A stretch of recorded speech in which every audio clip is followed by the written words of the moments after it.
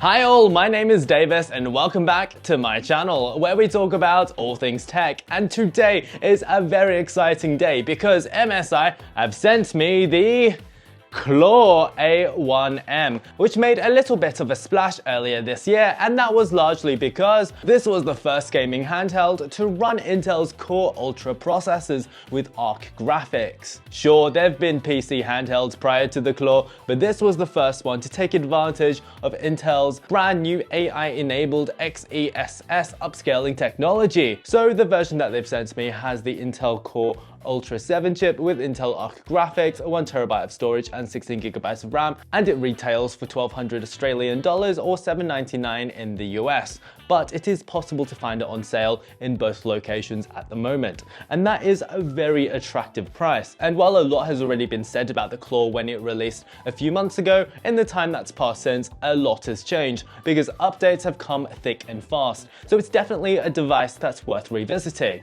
Back in April, we saw a new BIOS update and GPU drivers, and that brought improved performance in some games of up to 150%, which is incredible. And because of these improvements, MSI is sponsoring my channel to see how this device integrates into my gaming lifestyle. Because the thing is, I'm a little bit weird. I'm not the typical gamer that you find in 2024, and that's because I love racing games, which is a little bit of a dying genre. I love both sim races and also arcade racing games. And while I love racing on my sim racing setup at home, I simply do not have the time to play that nearly as often as I like. So quite often I resort to portable gaming. Gaming when I've got a little bit of free time during my lunch break or when I'm on public transport. And let's just say that portable gaming as a racing game fan is in a little bit of a sad state right now. While it thrived during the time of the PlayStation Portable, and gosh, that was 20 years ago now, these days there just aren't many, if any, good options on the remaining portable console. And the situation is even worse if we are talking about mobile gaming.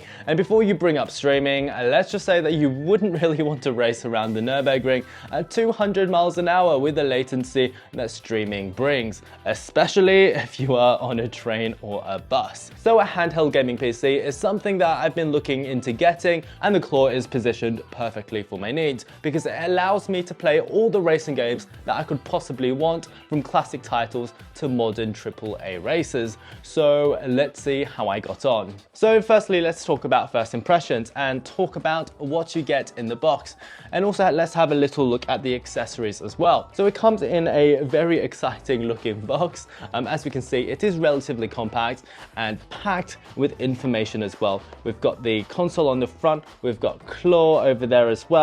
Love the MSI holographic design. And inside the box you get the console itself and also a 65-watt PD charger. And that means that it's a lot smaller than what you might expect from a charger so powerful. But that's not all that MSI sent me, because we also have the accessories kit that costs $79 in Australia, and it contains quite a nice case. It's got a pretty nice zipper over here. I don't think that will snag too often, and also this looks like that it will protect the console rather well. I feel like this will fit into most backpacks as well. In addition to the case, you also get a lanyard, but unfortunately that has been lost from this particular unit, and you also get a screen protector, which is something that we frankly all need. And most excitingly, you also get this keychain over here. And let me tell you that it looks rather terrifying.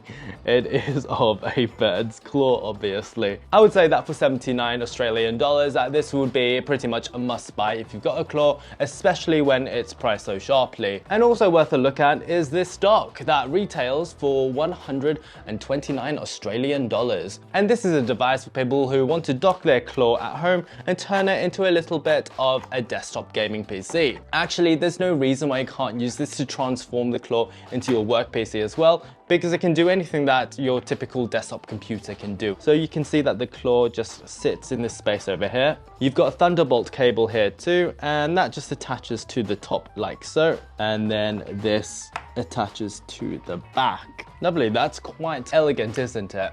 So in addition to be able to connect to the Claw via USB-C/Thunderbolt, you've got a HDMI 2.0 port, you've got 2 USB-A ports, you've got an Ethernet port, and you've also got 2 additional USB-C ports as well. So now that we've taken a look at the accessories, let's take a look at the device itself. And honestly, when you first pick it up, you realize what a fantastic design it is, because it is so ergonomic and it is so comfortable to hold. And just for a sense of scale, here it is compared to a Nintendo Switch Lite. As we can see, it is a fair bit larger. It's 2.1 centimeters thick and almost 30 centimeters in length as well. And it weighs 675 grams. And considering that this does have a massive 53 watt-hour battery, that is pretty impressive. And despite its relatively large size, it actually feels amazing and actually rather lightweight in the hand. It's probably among the most comfortable of portable consoles I've ever picked up. And I believe that the comfort of the device really comes from the ergonomic design. On the edges of the device on the back here, there are 2 extrusions that fit my hands absolutely perfectly. And it's just a joy to hold for long play sessions at a time. I've never had a cramp when playing with this device, which is truly impressive for me. And what's even more impressive is just how nice all of the controls are. The 2 Hall Effect analog sticks especially are just exquisite, and they're very, very rare to have in this sort of class. The precision and comfort that they provide is just fantastic. And what's even better is that they're durable as well, as they're both resistant to drifting. And of course they are lit with MSI's RGB Mystic Light, which is user adjustable, so it can be whatever color you could possibly want. What I like even more than the analog sticks though are the Hall Effect trigger buttons. Now these are especially important for racing game fanatics, as these are what you use to brake and accelerate with. And with these, you can do it with precision, which prevents you from crashing into walls randomly or spinning out. And perhaps even more important than that is that they just feel so damn good. They're so satisfying. So yeah, basically the ergonomics and buttons of the Claw are just fantastic. And what is also fantastic is the super nice 7-inch IPS display. And of course it is a touchscreen, and it refreshes very quickly at 120 frames a second. So it does feel buttery smooth in day-to-day use and also during gameplay. It also gets decently bright at around 500 nits, so you can use this outside. And while this screen is small enough to keep the device relatively compact, it's also just large enough to comfortably use Windows on it as well. So below the screen, we have the speakers, and oh my gosh, they are so good. Not only do they form a convincing stereo unit, but they are nice and powerful with 2 watts apiece, and they're also certified for high-res audio production.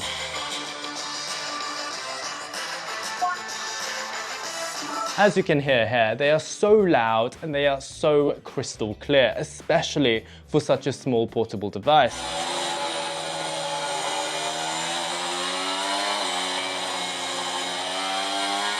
Beside the screen, we do have 4 shortcut buttons. So the first one over here, we've got the view button. Under that, we do have the MSI Center M button that takes you directly to the MSI Center M that we will get to later. On the other side of that, we've got the menu button for all your games. And finally, there is a quick setting button that brings up your control center, where you can adjust settings like your power, your brightness, your sound, and to bring up the keyboard and stuff like that very easily. If we turn the device around now, things get even more exciting, as we can see a pair of macro buttons, and there is a serious piece of cooling going on back here. This thing remains remarkably quiet even when you are really pushing the device. The Cooler Boost Hyperflow airflow system definitely is very effective at keeping the device running cool and running efficiently.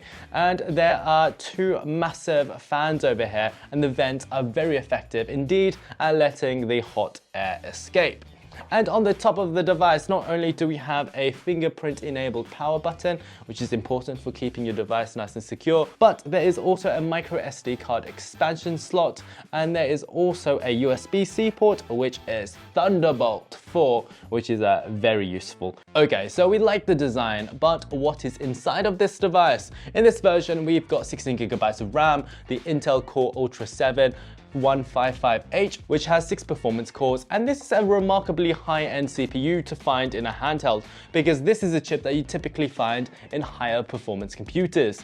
So attached to the chip is an integrated GPU, which is an Intel Arc model, one with 8 Xe cores, and that's important because that means that this is compatible with Intel's revolutionary XeSS AI enhanced upscaling. And that means that it utilizes AI upscaling algorithms to significantly boost frame rates well beyond what you would expect from a handheld. So let's take a look at this device's interface now. So while you can access Windows 11 like you can on any other Windows computer, your main experience will be inside the dedicated MSI Center M interface. This acts as the launcher to basically everything you need. Not only can you launch your games from over here, but you can also quickly access all your favorite platforms like Steam, Epic, EA, Ubisoft, and so on. You can pin your favorite games, and you also get access to all of your quick settings. They've also made it super easy to update the system as well, and that's good because it's not always the easiest thing to do on a PC. Inside the MSI Center, you can also select from multiple performance modes, which basically allows you to decide what sort of balance you want between battery life and performance. When in the maximum performance mode, I find that battery life can be anywhere from 70 to 90 minutes, and when you are in a more careful AI or even power saving modes, you can see anywhere from 2.5 hours to almost 5 hours depending on the game.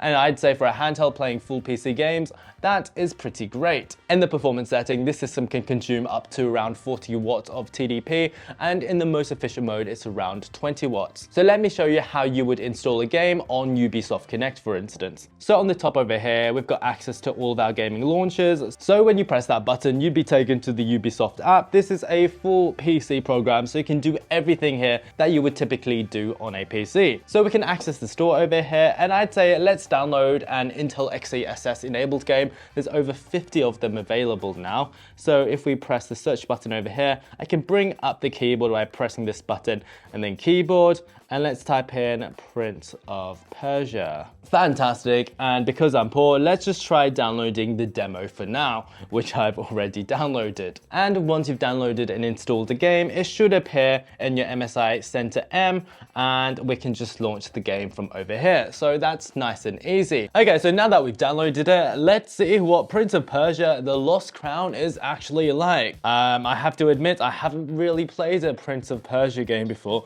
so no idea what to expect. But let's see how this plays it. Okay, so it's definitely very, very quick to start. Which difficulty should I choose? I'm tempted to go with Rookie, but let's go with Warrior instead, because that's exactly what I am. And yeah, so I honestly don't know what I was expecting, but this appears to be sort of a 3D side-scrolling game. Is this normal for a Prince of Persia game, or is this like a spin-off? Either way, this feels so smooth. It's probably around 60 frames a second. Okay, so this seems fun enough, but let me show you some games that I've actually been enjoying. So an unexpected game that I really did enjoy on the Claw was F1 23. Yep, I do understand that 2024 is out, but I didn't have enough time to test it. So 2023 it is. So this is a slightly more simulation heavy game, but I actually found it perfectly playable on the handheld controls of the Claw. And man, I missed that 2023 intro. So much better than the new one. Okay, so let's just test this out. All right, so we're doing Belgium, Spa, we're doing Red Bull, we're going the whole hog here. Let's see how badly I can race. And oh Lord, it is raining. So 3, 2, 1, and go. Okay, so it looks like I've left the driving line on, so please don't think of me as that much of a noob. But I've crashed into Stroll, but that's fine because he probably would crash into me. And let's see if I can do Eau Rouge in the rain.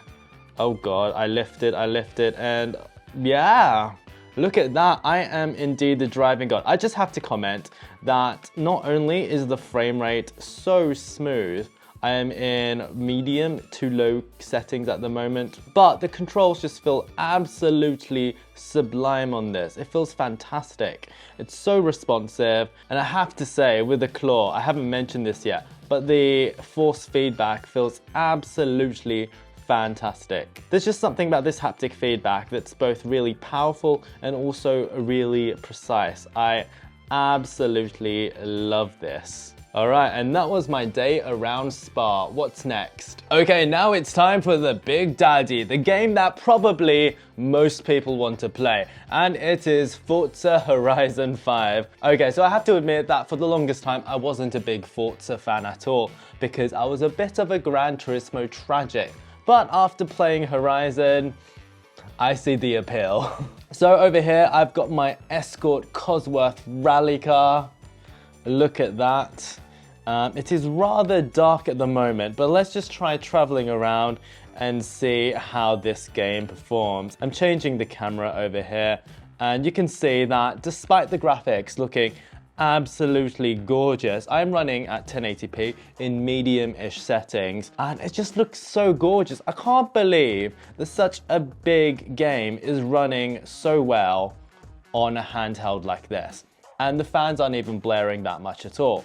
So Forza Horizon 5, yeah, you can definitely play that. And now it's time for something a little bit different. Let's see how well Need for Speed Unbound works. I was going to say Payback, but obviously it's not Payback, is it?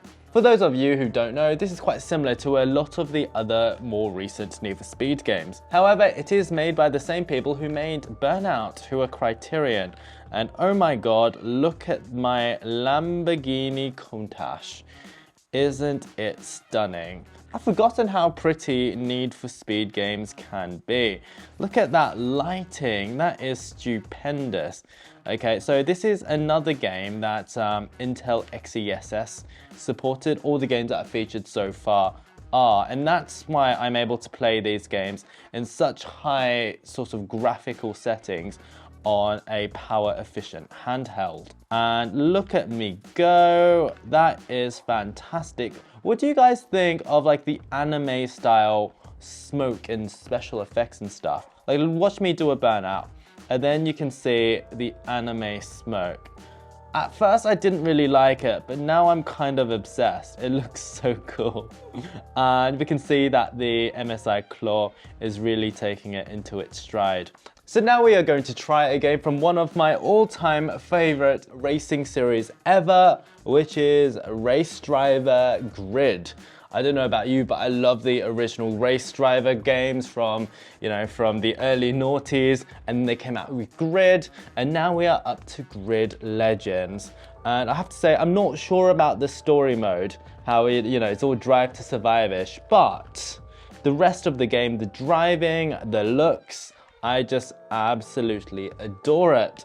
So as you can see here, we are driving the Jaguar I-Pace e-trophy car. And fun fact, this is the only video game ever to feature this car, and probably will be the only one ever.